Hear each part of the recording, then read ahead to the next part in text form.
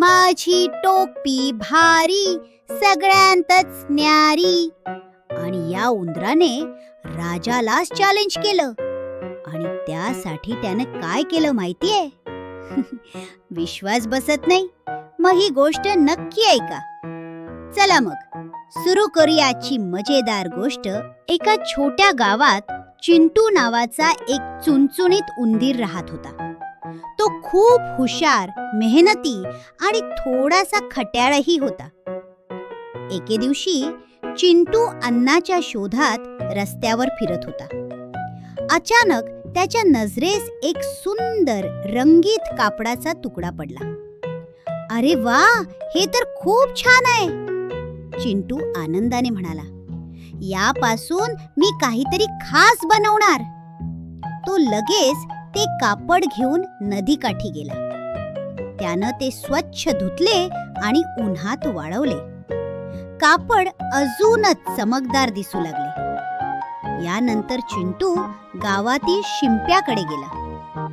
शिंपी काका, माझ्यासाठी एक सुंदर टोपी शिवून द्याल का? शिंपी हसत म्हणाला, का नाही, एवढं छान कापड आहे तर टोपी ही खासच बनेल. थोड्या वेळात शिंप्यानं एक छानदार रंगीत टोपी तयार केली. चिंटूनं ती टोपी डोक्यावर घातली आणि आरशात पाहिले. वा, आता मी तर अगदी राजा दिसतोय, तो आनंदाने म्हणाला.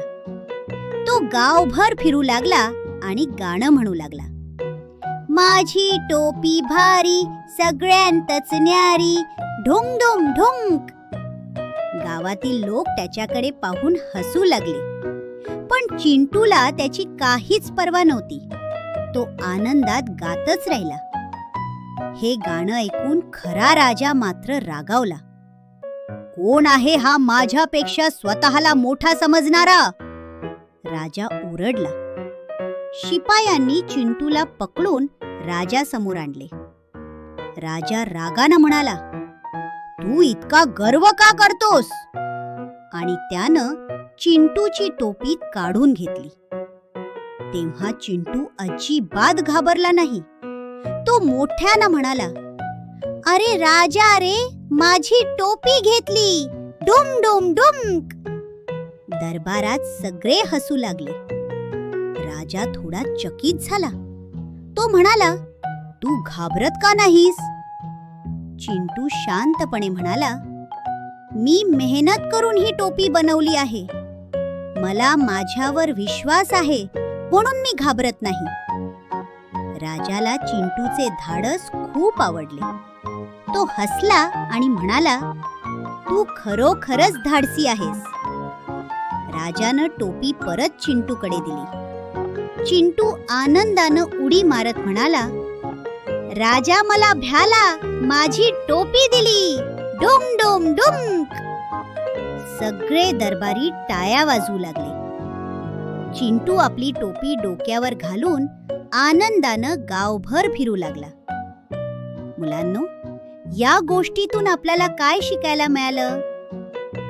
आत्मविश्वास, मेहनत आणि धाडस असेल तर कोणतीही गोष्ट अशक्य नाही. मुलांनो, तुम्हाला ही मजेदार गोष्ट आवडली का? आवडली असेल तर लाईक करा, शेअर करा आणि आपल्या चॅनलला सबस्क्राईब करायला विसरू नका. पुन्हा भेटूया अशाच भन्नाट गोष्टीसोबत. Bye bye.